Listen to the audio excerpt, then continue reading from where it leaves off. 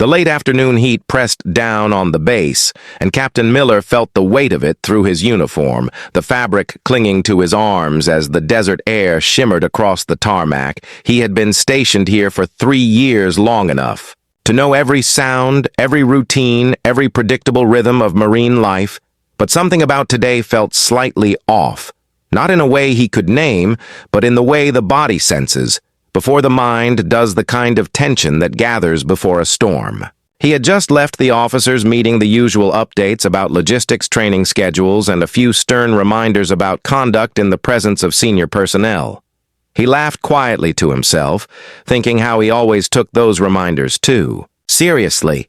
And now, as he spotted the woman near the entrance, he found himself relaxing, letting the edge of discipline slip away. She stood there, unmoving her back to him, as she studied the flag, rippling in the dry wind, her hair tied neatly in a low twist that spoke of habit, not vanity. The civilian attire fit her well, simple but precise, her shoes polished, not the kind of polish from parade inspections, but from someone who respects order. In quiet ways, Miller could not help but notice how she carried herself, her stance, not that of a visitor or a tourist, but of someone who belonged even if she had no uniform to show it. He approached casually, the faint sound of his boots crunching over the gravel. She turned slightly as if aware of him before he even spoke. The movement, subtle, almost deliberate. He thought maybe she was a contractor or perhaps one of the visiting family members who came to see the graduation ceremonies. He smiled, easy, confident in his role as host of the base, and asked in a tone of playful curiosity, "So what brings you here, Mom? You look like you outrank half the officers around here. What rank should I call you?" The words left his mouth in good humor, but as soon as they did, he noticed something in her expression that made him pause, not offense, but something colder, sharper. A flicker of recognition that he had said more than he understood. She looked at him for a moment, the silence between them long enough for him to notice the faint hum of the flagpole wire swaying in the wind. Then she smiled just barely and turned her eyes toward the main building as if considering how to answer. Miller felt the instinct to fill the silence, to keep talking, to keep control of the conversation. But he stopped himself because now he saw what he had missed before the insignia on her lapel, small and polished, the eagle and single star, set in gold so understated that one could almost miss it if not trained to see it. His heart gave a small, unsteady beat, not yet realizing what it meant, but sensing its importance all the same. He shifted his weight, the gravel crunching again under his boots. She finally spoke, her tone level. Calm. No emotion wasted, she asked. "Are you assigned here, Captain?" Her voice carried the authority of someone accustomed to being obeyed, but not loud, not forceful, just steady, the way the ocean sounds before a storm. Miller nodded. "Yes, Mom. Logistics and operations support." His answer came automatically, the way it does when instinct overtakes thought. He straightened slightly, his mind trying to place her. Where would a woman like this belong? Who would she be visiting? She nodded once, as if confirming something. Only she knew then, let her gaze travel over. The field where recruits drilled in perfect lines, their chants rising faintly through the heavy air. She asked, "How long you been with the Corps, Captain Miller?" 3 years active, 5 total, Mom. He said, though the question struck him as odd. Civilians never asked that way. She hummed softly, a sound that was almost approval, and then looked back at him. Her eyes clearer, now sharper, like the reflection off a blade. Something about that look unsettled him, and for reasons he could not explain, he felt the need to stand taller, to adjust his collar, to remember the weight of rank and respect that had been drilled into him since boot camp. He tried to steady his breath, the dry air scratching at his throat, and he realized he was sweating. Not from the heat, but from something else. Something like recognition, but still just out of reach. A pair of enlisted men passed by, offering quick salutes to the captain and curious glances toward the woman. Miller caught the look one of them gave, subtle, but questioning as if asking, "Sir, do you know who that is?" He wanted to say. But pride kept him silent instead. He nodded back as if everything was fine, as if he knew exactly what he was doing. She noticed, of course, her gaze followed the men for a second, then returned to him with a faint trace of amusement in her eyes. "So you think I outrank half the officers here?" She said, not as a question, but as a quiet statement, her voice light but carrying weight. Miller chuckled, trying to recover. His balance just a joke. "Ma'am, just trying to lighten the day. You know how it gets around here. Long hours, same faces, same routines. No offense meant, of course, none taken," she said, though her tone gave nothing away. She studied him for a moment longer, as if weighing something invisible between them. Then she turned slightly, the sun catching on the small pin again, and for the first time he saw it clearly.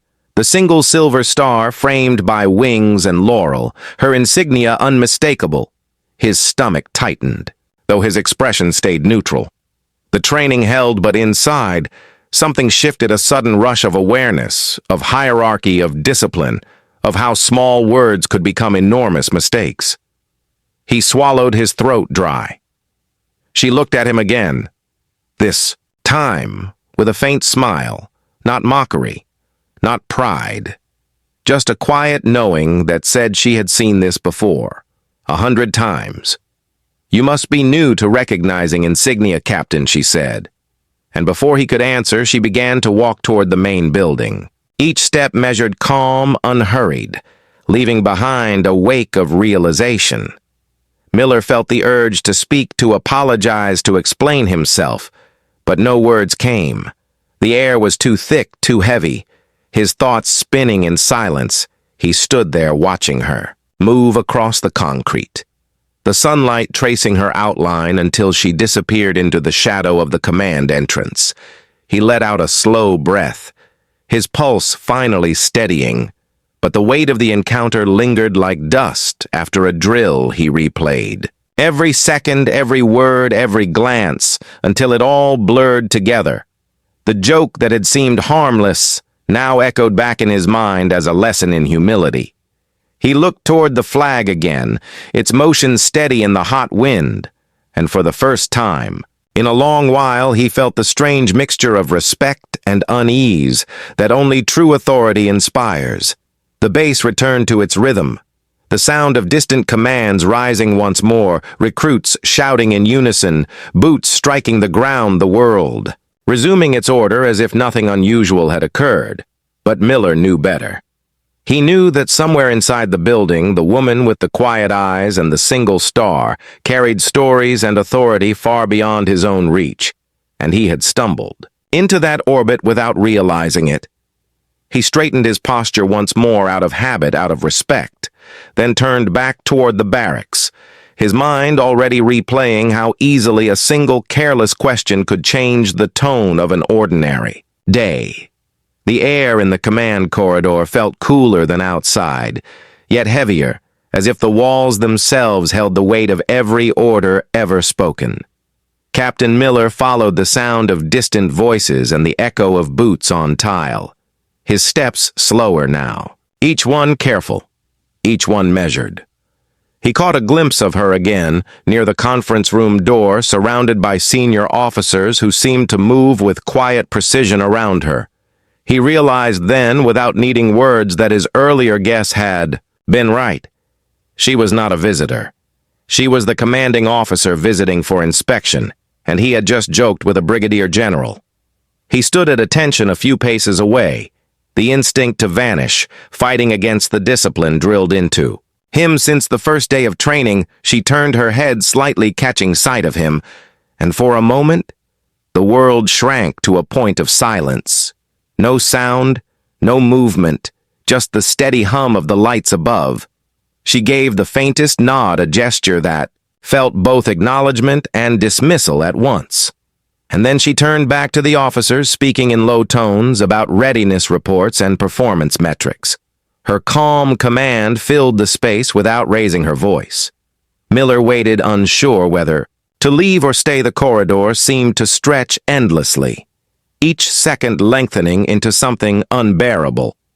He remembered her words from earlier, the way she had said them without a hint of arrogance. "You must be new to recognizing insignia, Captain," and he felt the sting of it again, not as insult but as reminder of the narrow line between confidence and carelessness. The meeting room doors opened, and the group began to file out. She walked past him, her steps steady, her presence so composed. It felt like an invisible current around her. She paused only briefly, her eyes meeting his again, and in that instant, he thought she might reprimand him. But instead she spoke quietly, the tone even but undeniable, "Captain Miller. Remember that rank is not about who stands taller. It is about who carries the weight when others cannot." Then, without waiting for a reply, she continued down the hall, her aides following behind. He watched her disappear once more, the echo of her steps fading into the sound of distant drills and intercom calls. He felt something shift deep inside. Not shame, but awakening a realization of how easily the mind grows complacent in the comfort of routine. He straightened his uniform, squared his shoulders, and walked out into the fading light. The same sun that had burned above him hours earlier, now sinking into the horizon, its red glow stretching long across the field.